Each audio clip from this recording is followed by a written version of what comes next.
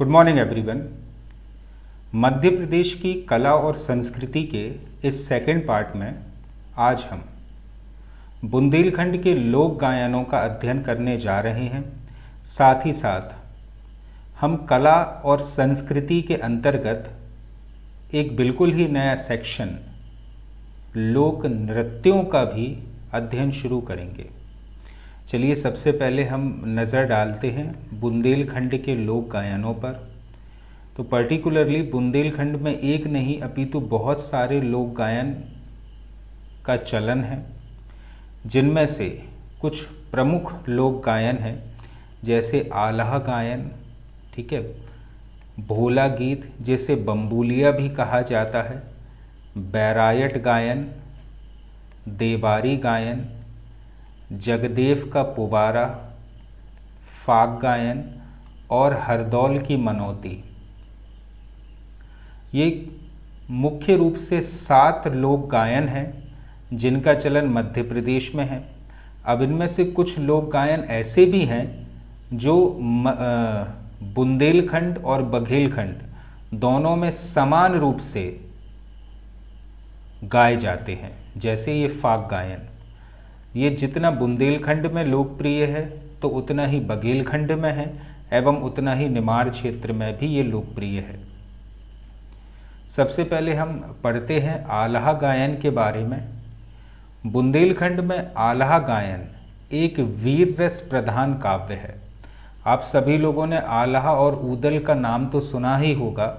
उन्होंने एक्चुअल में जो 52 लड़ाइयाँ लड़ी थीं, उनके वीरता का इसमें बखान किया जाता है। वीर रस प्रधान काव्य है। यह मुख्यतः एकल गायन शैली के रूप में वर्षा ऋतु में शाम के समय गाया जाता है। देखिए, अपन ने पहले ये समझा था कि लोक गायन क्या होते हैं। लोक गायन एक विशेष प्रकार की गायन शैली होती है जिस पर क्षेत्रीयता का प्रभाव पड़ता है।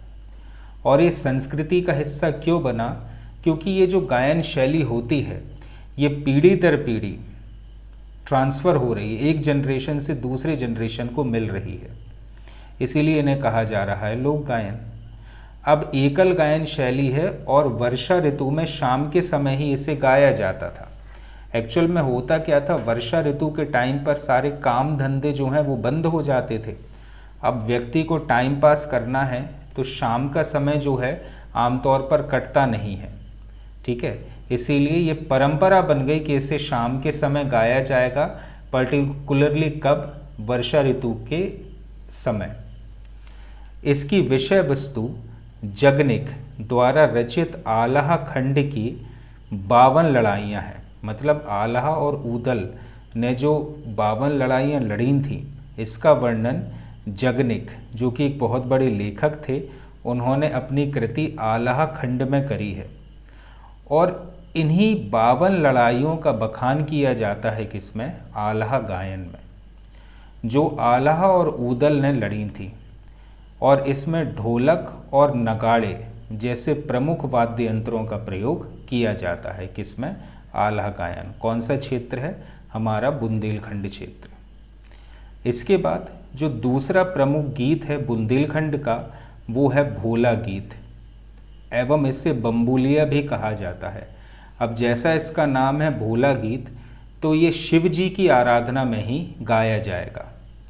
भोला गीत अथवा बम्बूलिया लमेट्रा गीत के नाम से भी जाना जाता है। मतलब इस गीत के 3 नाम हैं, एक तो हो गया भोला गीत, एक बम्बूलिया और एक है लमेट्रा गीत के नाम से भी जाना जाता है, जो मकर संक्रांति, बसंत पंचमी और शिवरात्रि आदि महत्वपूर्ण अवसरों पर स्त्री और पुरुषों के समूह द्वारा गाया जाता है। मतलब अगर आप त्योहारों पर नज़र डालो तो मकर संक्रांति, बसंत पंचमी और शिवरात्रि ये प्रमुख शिव जी के ही त्यौहार हैं। बसंत पंचमी को अगर आप छोड़ दो तो शिवरात्रि और मकर संक्रांति शिव जी के ही त्यौहार हैं, ठीक है। इस वजह से उनकी आराधना में ये गीत गाए जाते हैं। प्रश्नोत्तर शैली में गाए जाने वाले ये गीत शिव एवं शक्ति से संबंधित होते हैं, ठीक है। तो इस गीत की शैली क्या है? ये प्रश्नोत्तर शैली में पर्टिकुलरली गाए जा रहे हैं और इन गीतों के गायन की सर्व प्रमुख विशेषता यह है कि इनमें किसी वाद्य यंत्र का प्रयोग नहीं किया जाता, कोई भी म्यूजिकल इंस्ट्रूमेंट इसमें यूज़ नहीं होता है। किसमें? भोला गीत अथवा बम्बुलिया में। एवं इसे और किस नाम से जाना जाता है? तो इसे लमेट्रा गीत भी कहा जाता है। इसके बाद जो तीसरा प्रमुख लोक गायन है बुंदेलखंड का, वो है बैरायट गायन।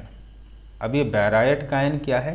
तो यह कथा गायन शैली है, मतलब कथाओं को गायन के रूप में यहाँ बोला जाता है। कथा गायन शैली है जिसमें मुख्य रूप से महाभारत की कथाओं के साथ अनेक ऐतिहासिक चरित्रों, लोक नायकों की कथाएं गाई जाती हैं।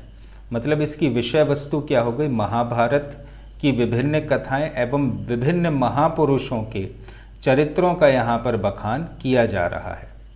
और यह मुख्यतः धार्मिक त्योहारों के अवसर पर रात्रि के समय गाया जाने वाला गीत है। कौन सा? बैरायट गायन।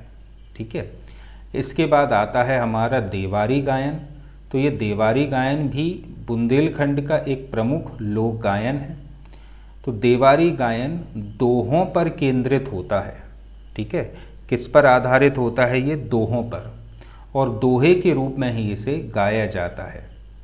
बुंदेलखंड में निवास करने वाली अहीर, गवली, घोसी और बरेती जो जातीय समूह हैं, इनके द्वारा पर्टिकुलरली देवारी गायन और नृत्य की परंपरा है।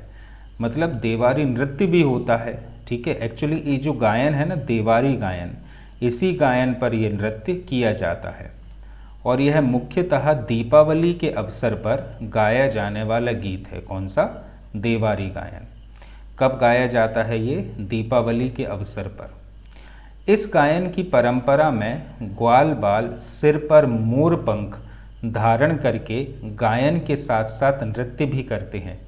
तो जो छोटे बच्चे होते हैं ना, वे मोरपंख धारण करके गाते हैं, देवारी गायन करते हैं, और उसी गायन पर ये लोग नृत्य भी करते हैं। देवारी के दोहों का विषय राधा कृष्ण के प्रेम प्रसंग एवं वीर रस युक्त भक्ति पर आधारित होता है। ठीक है। इसकी जो मुख्य विशेषता है वो क्या है? राधा कृष्ण का प्रेम प्रसंग एवं वीर रस एवं भक्ति का यहाँ पर गाना, या कहना चाहिए भक्ति रस प्रधान ये गीत होते हैं। ठीक है। कब आयोजित होते हैं ये गीत? दीपावली के टाइम पर। ठीक है। इसके अलावा बुंदेलखंड का जो एक अन्य प्रमुख लोक गायन है वो है जगदेव का पुवारा। तो जगदेव का पुवारा मुख्यतः चैत्र और अश्विन मास में गाया जाने वाला भजन शैली का गीत है। तो जगदेव के पुवारा की जो शैली है वो कैसी है? भजन शैली का गीत है, और इसमें देवी की स्तुति से संबंधित भजन गीत गाए जाते हैं। मतलब देवी जी की उपासना होती है किसमें? जगदेव के पुवारा में। अश्विन माह में जमवार गीत भी गाए जाते हैं। तो इस जगदेव के पुवारा का ही एक प्रकार होता है क्या? जमवार गीत।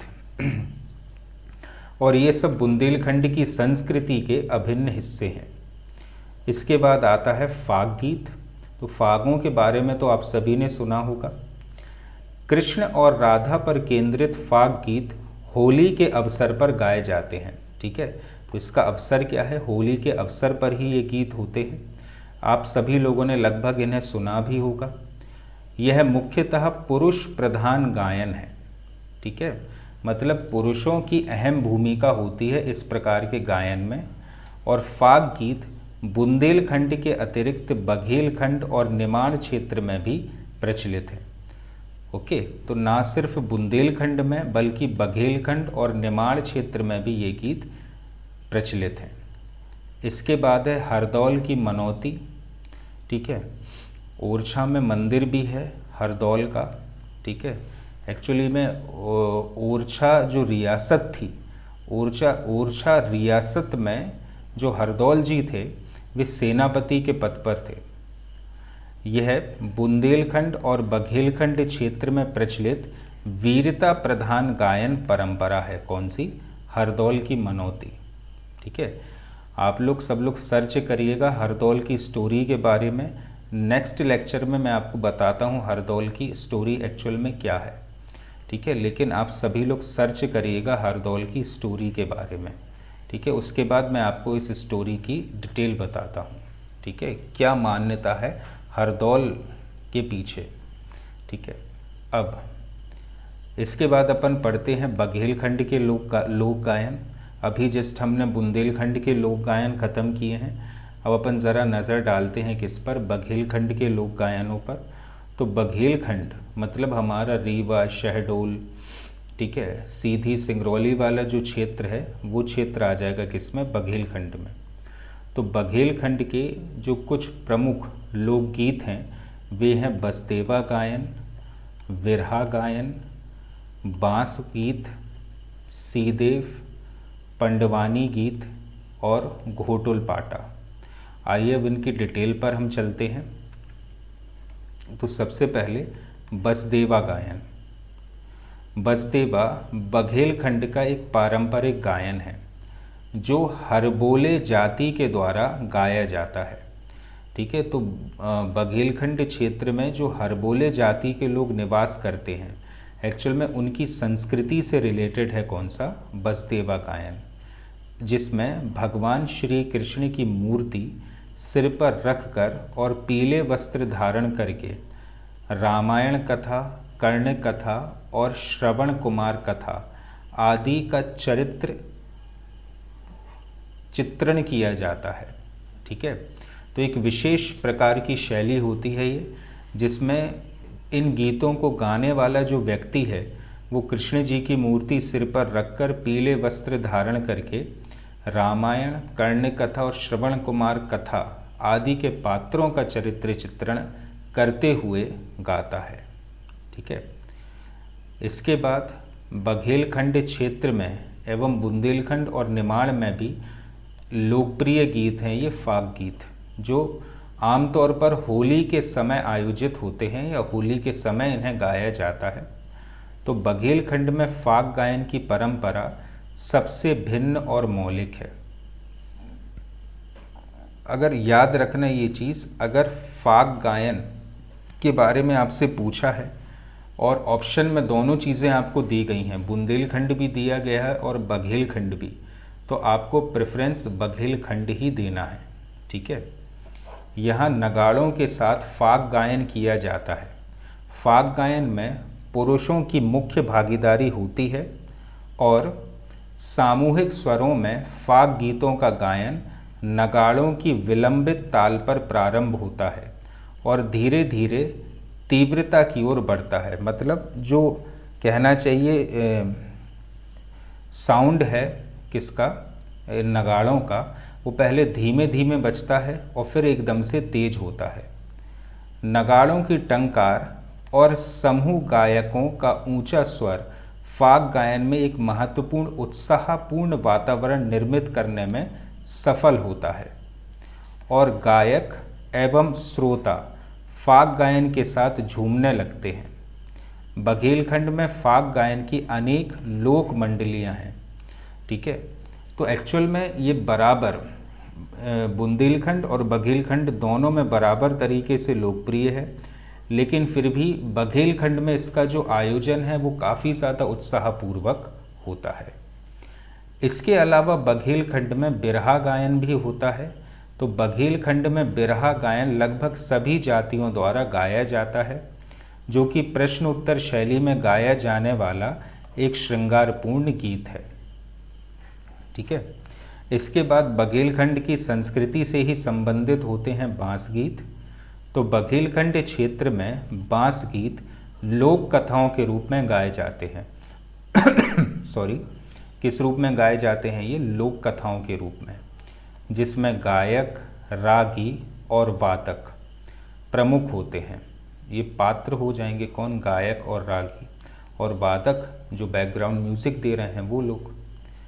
बांस गीत मोर ध्वज एवं कर्ण की गाथाओं पर आधारित महिला परक गीत हैं। तो इसमें एक प्रमुख भूमिका निभाती हैं कौन, महिलाएं, और इनकी विषय वस्तु क्या होती है, मोर ध्वज एवं कर्ण की गाथाएं। इन्हें उच्च स्वर तथा कथात्मक गायन शैली में गाया जाता है। क्लियर है? इसके बाद बघेलखंड का ही एक प्रमुख लोक गायन है सीदेव। तो यह बघेलखंड में जनजातीय जो लोग हैं उनके द्वारा गाया जाने वाला गायन है। इसके बाद बघेलखंड से ही संबंधित है पंडवानी। तो ये पंडवानी क्या है? तो पंडवानी पांडवों की उच्च स्वर सहित एकल कथा गायन शैली है।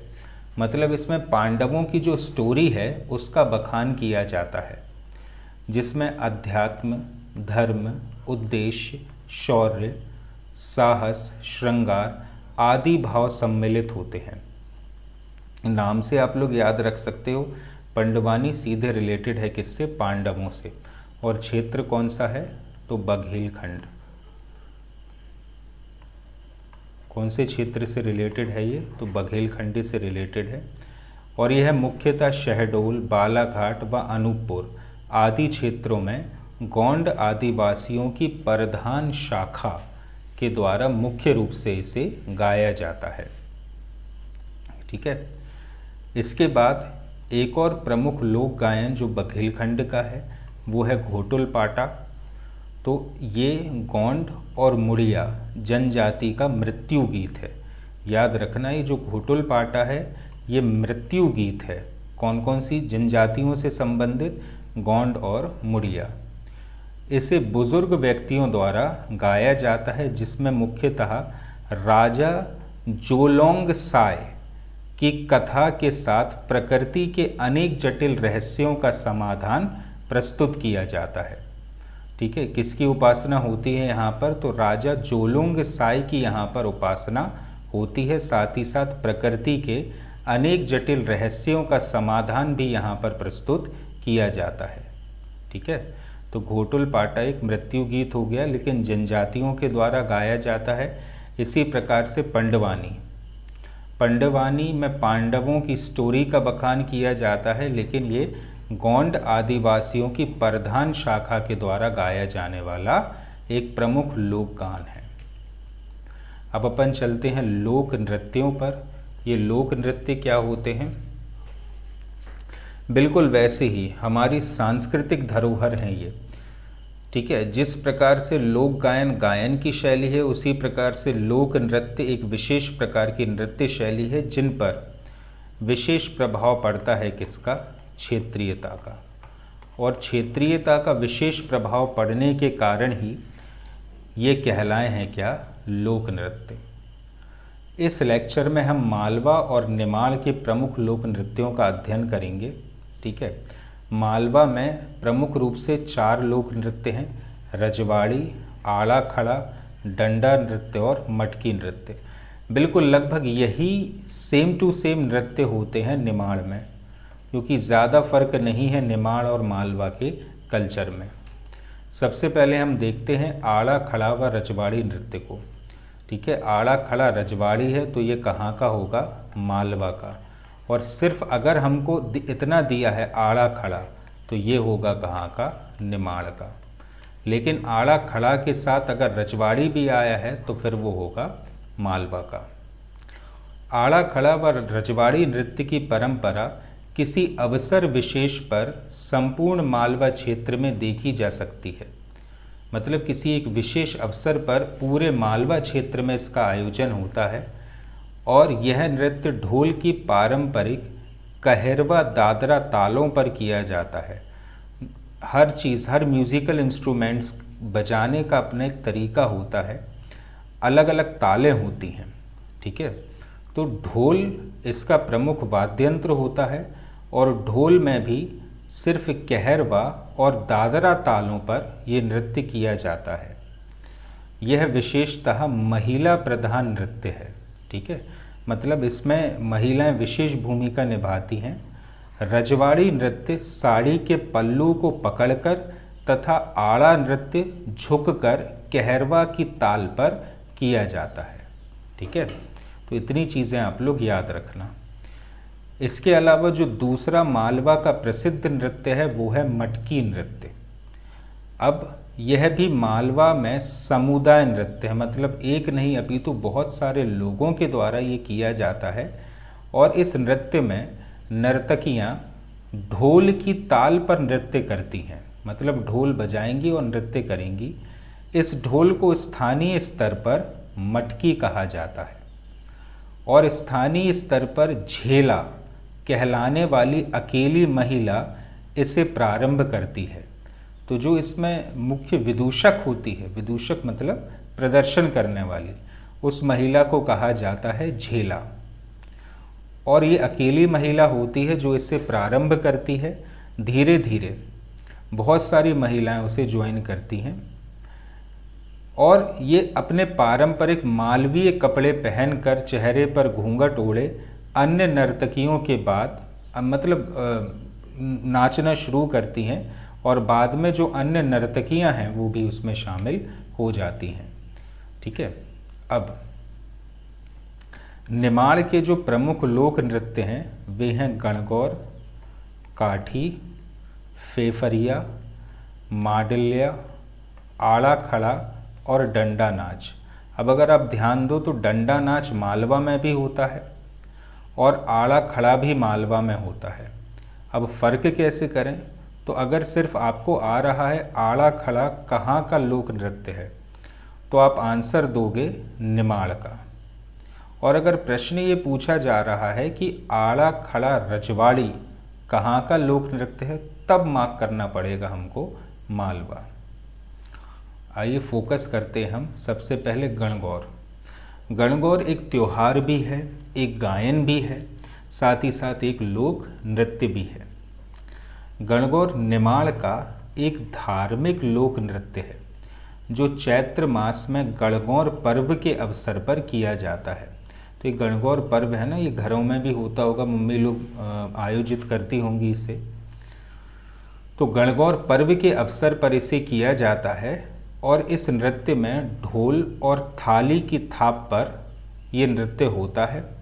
प्रदेश में झोला तथा झालरिया शैली के 2 गणगौर लोक नृत्य किए जाते हैं। मतलब ये जो झोला हो गया और ये झालरिया हो गया, ये 2 प्रकार के गणगौर लोक नृत्य हैं और इसकी विषय वस्तु में भक्ति के रूप में देवता धन्यार, सूर्यदेव और रनुबाई की उपासना की जाती है। कौन से नृत्य में? गणगौर लोक नृत्य में। ठीक है। इसके बाद बघेलखंड निमाड़ क्षेत्र का ही जो दूसरा प्रमुख लोक नृत्य है वो है काठी। काठी नृत्य पार्वती की तपस्या से संबंधित एक मातृ पूजक नृत्य है जिसका वाद्य यंत्र ढाक कहलाता है। ये जो होता ना ढोलक का बड़ा रूप हो जाएगा, ढाक कहलाता है। काठी नर्तकों की वेशभूषा नेपाल की महाकाली के नर्तकों के समान होती है और इस वेशभूषा को कहा जाता है बाना। मतलब वे व्यक्ति जो इस नृत्य को परफॉर्म करते हैं वे लोग कहलाते हैं बाना।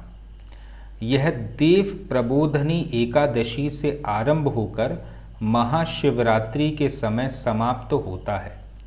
ठीक है। मतलब एक बहुत लंबे समय तक ये नृत्य जो है डेली किया जाता है। एकादशी से शुरू होता और महाशिवरात्रि तक चलता है। नृत्य के साथ किए जाने वाले गायन में सुरयालो महाजन, भिलटरो बाल, गोडेन नगर, हरिश्चंद्र आदि की कथाएं की जाती हैं। और ये जितने भी लोग हैं ना, चाहे आप बात करो सुरयालो महाजन, भिलटरो बाल, गोडेन नगर, हरिश्चंद्र, ये सभी लोग अपने मतलब स्थानीय स्तर के काफ़ी पूजनीय लोग होते थे। तो उनकी कथाओं का बखान यहाँ पर किया जाता है। अब अपन बात करते हैं फेफरिया की। तो फेफरिया एक पारंपरिक समूह नृत्य है निमाड़ का, जो स्त्री और पुरुष जिसमें समूह बनाकर नृत्य करते हैं। और एक विशेष प्रकार का, आप यहाँ पर देखो, एक विशेष प्रकार का म्यूज़िकल इंस्ट्रूमेंट लिए हुए है। इसे ही कहा जाता है क्या? फेफरिया।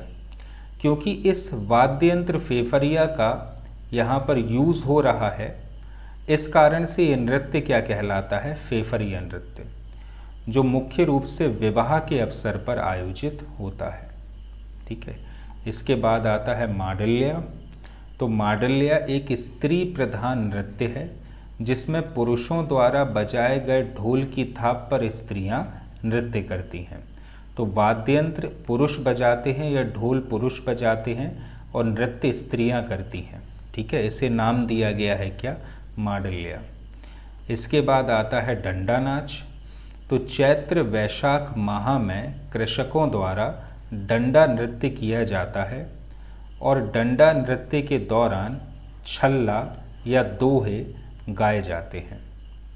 ठीक है, तो डंडा नाच भी मालवा और निमाड़ दोनों की एक लोकप्रिय परंपरा है। इसके बाद आता है आड़ा खड़ा नृत्य। तो निमाड़ में जन्म, मुंडन, संस्कार और विवाह के अवसर पर बहुत से नृत्य किए जाते हैं और इन सभी नृत्यों को कहा जाता है आड़ा खड़ा नृत्य। ठीक है, और अगर आड़ा खड़ा रजवाड़ी नृत्य है तो वो है मालवा का, और अगर आपसे सिर्फ पूछा गया है आड़ा खड़ा नृत्य तो वो है निमाड़ का।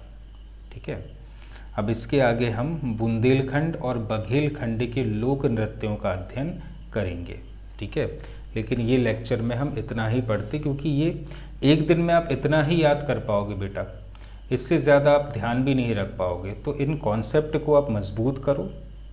ठीक है, उसके बाद हम आगे का पढ़ते हैं। ठीक है, थैंक यू।